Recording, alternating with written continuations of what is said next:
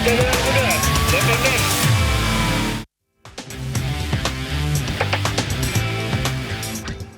kasih Anda masih disergap investigasi. Pemirsa, kepergok menjamret handphone seorang bocah. Pelaku diamuk massa hingga nyaris tewas. Korban seorang bocah SMP terluka akibat terseret motor saat mencoba mempertahankan handphonenya.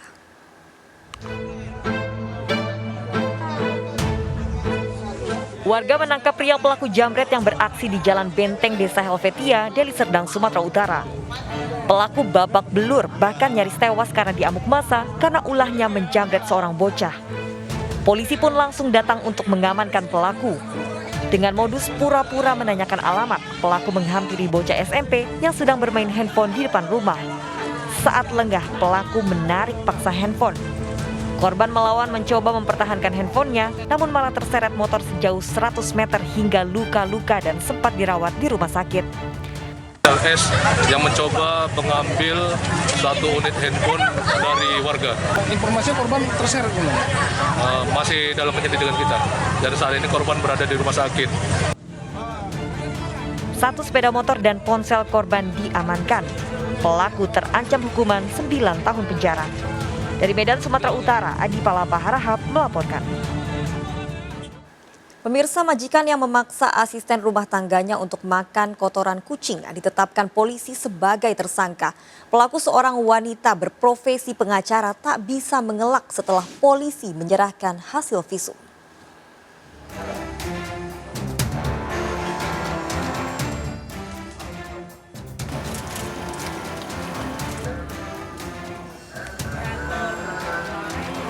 Polisi menetapkan Fairuz Firdaus sebagai tersangka penganiayaan seorang asisten rumah tangga yang dipaksanya makan kotoran kucing saat bekerja di rumahnya di Surabaya, Jawa Timur.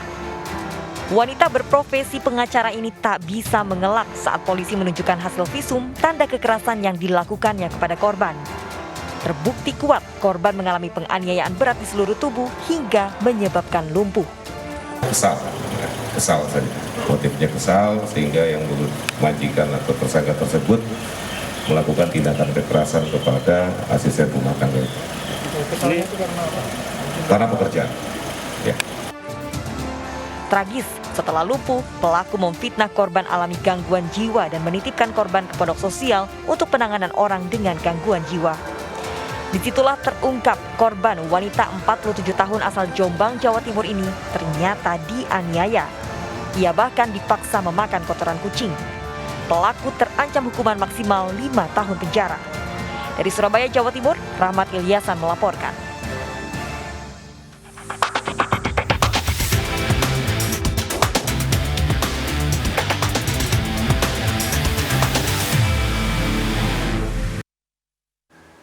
Pemirsa, seorang anak di bawah umur menjadi korban perkosaan perampok saat membuat konten TikTok dalam rumah di Bekasi, Jawa Barat.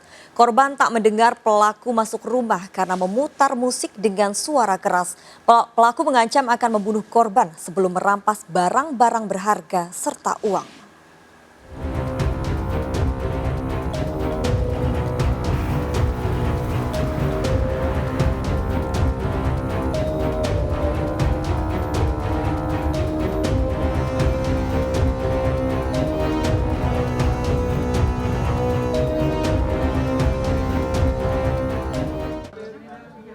Rangga Tias Saputra, warga Koja, Jakarta Utara ini buron polisi setelah merampok dan memperkosa seorang gadis berusia 15 tahun di Bintara, Bekasi, Jawa Barat.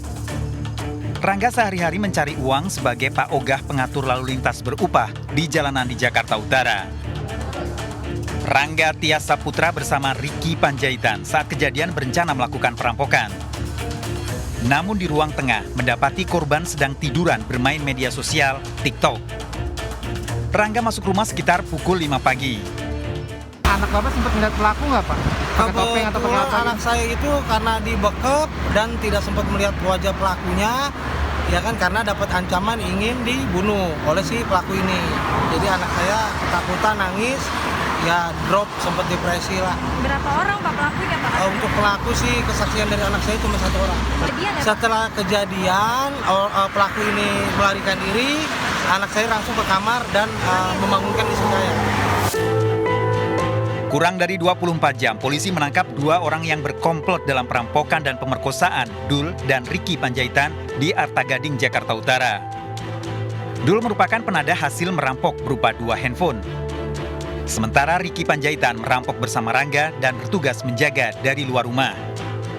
Rangga Tia Saputra yang masuk rumah sendiri selain merampok juga sebagai pelaku utama kekerasan seksual, memperkosa korban disertai dengan ancaman. Kebetulan korban ini anak di bawah umur 15 tahun. Setelah itu dilakukan pemerkosaan dengan ancaman.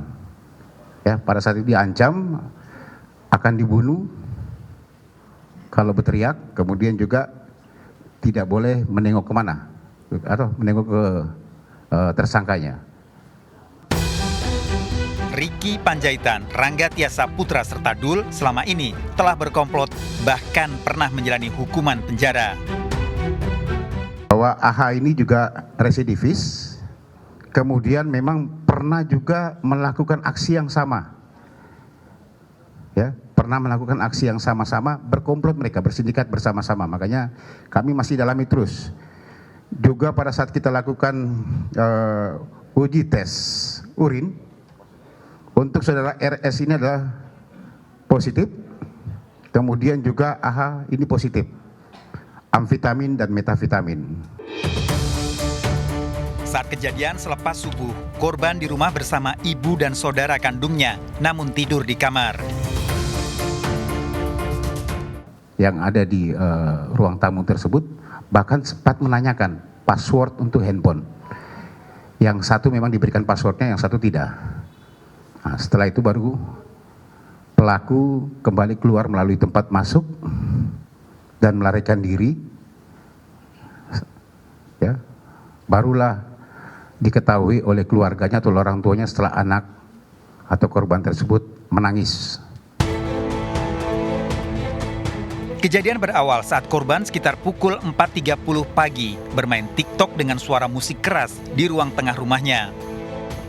Sementara ibu dan saudaranya tidur di kamar, sementara ayahnya belum pulang bekerja.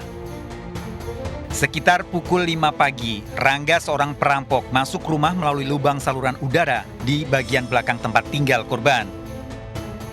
Karena korban memainkan musik dengan suara keras, tidak mendengar suara orang masuk, termasuk ibu dan saudaranya yang tidur. Sedangkan di luar rumah, Ricky Panjaitan menjaga situasi. Rangga kemudian membekap korban dan membawa ke kamar dan melakukan pemerkosaan. Korban tidak berani berteriak ataupun melawan karena dalam ancaman Rangga akan dibunuh jika mengeluarkan suara. Setelah melakukan kekerasan seksual, Rangga merampas 2 handphone korban dan memaksa minta nomor pengunci handphone. Rangga juga mengambil sejumlah uang. Sekitar pukul 5.30, Rangga kabur dari rumah korban melalui jalan belakang. Para pelaku terungkap keberadaannya setelah polisi mengerahkan anjing pelacak mencari jejak yang melewati semak belakang rumah. Ya, kalau kita lihat di bagian depan ini kan situasinya cukup ramai ya. Mungkin sekitar jam 5 pagi sampai ke setengah 6 itu sudah banyak warga yang beraktivitas, sehingga dimungkinkan pelaku memang kabur melalui pintu belakang. Para tersangka terancam hukuman 5 hingga 12 tahun penjara dengan barang bukti, boneka, serta sepeda motor.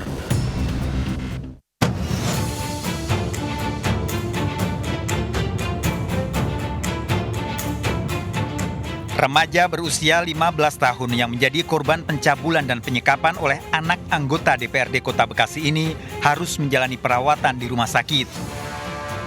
Selain mengalami trauma akibat penganiayaan, penyekapan, korban juga mengalami luka di alat vitalnya. Korban bahkan harus menjalani operasi akibat keluhan sakitnya. Dalam kelaminnya ada benjolan, pendarahan, gatal, nyeri dan keputihan. Jadi dokter mendiagnosa ini anak saya mengalami penyakit kondiloma. Sementara hasil penyelidikan Komisi Perlindungan Anak Daerah Kota Bekasi, selain dicabuli pelaku, ternyata korban dipaksa melayani pria lain. Pelaku menawarkan pada sejumlah pria pelanggan prostitusi melalui media sosial. gitu. Ternyata dari hasil pengakuan sehari itu bisa 4-5 kali melayani orang gitu. Ini aplikasi tadi pengakuan di chat ya? Micet ya? Dari micet, pengakuannya micet gitu kan. Nah, itu si anak tidak mengoperasikan ini untuk tahu. Ternyata jadi di dalam disuruh melayani orang saja. Pak, ada indikasi pemaksaan nggak sih Pak saat melakukan hubungan kayak gitu Pak sama orang lain? Ya, dari pengakuannya ada indikasi pemaksaan dan indikasi kekerasan.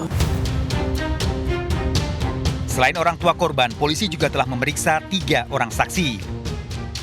Sedangkan anak anggota DPRD Kota Bekasi yang dilaporkan orang tua korban belum diperiksa. Kejadian berawal, korban yang masih berusia 15 tahun dikenalkan temannya dengan AT, anak seorang anggota DPRD Kota Bekasi. Meski sudah berkeluarga, AT kemudian menyatakan rasa sukanya dengan korban dan menjalin hubungan asmara. Selama 9 bulan menjalin hubungan asmara, korban jadi sering berdandan dan pergi keluar rumah, membuat kedua orang tuanya khawatir. Korban sempat dilarang untuk menjauhi AT, namun korban justru melawan. Bahkan korban 4 kali dianiaya AT, namun mengaku tetap mencintai. Orang tua sempat menyita handphone milik korban agar tidak bisa bertemu AT, namun tidak berhasil. Hingga kemudian korban selama 1 minggu disekap AT di rumah kos dan tidak bisa pulang ke rumah. Selain memaksa berhubungan intim, ternyata AT juga menjual korban pada sejumlah pria ditawarkan melalui aplikasi media sosial. Korban berhasil kabur saat AT lengah mengawasi. Untuk yang diduga terlapor, kita belum melakukan pemanggilan, tapi kita masih fokus untuk mencari bukti-bukti dan pemberitaan saksi-saksi yang untuk proses tersebut. Kedua orang tua korban melaporkan tindakan kekerasan seksual dan penyekapan yang dilakukan oleh anak seorang anggota DPRD Kota Bekasi setelah putrinya berhasil kabur. Keluarga korban pernah melakukan pertemuan dengan keluarga pelaku, namun permasalahan belum selesai.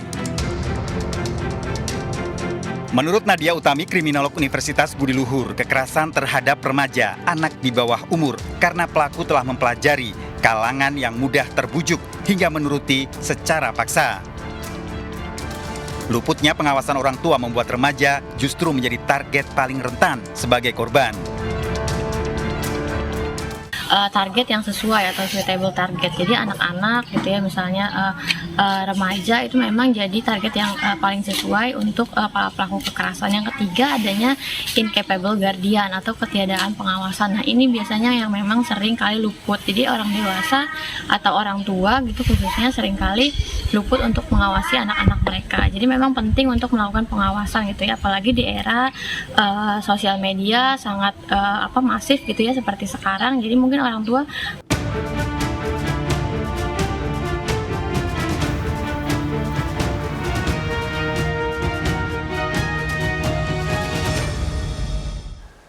Polisi bubarkan warga di tempat hiburan karena berkerumun serta abai protokol kesehatan. Sementara pengelola nekat membuka tempat hiburan yang seharusnya belum boleh beroperasi. Ikuti informasi lengkapnya sesaat lagi. Sergap investigasi segera kembali.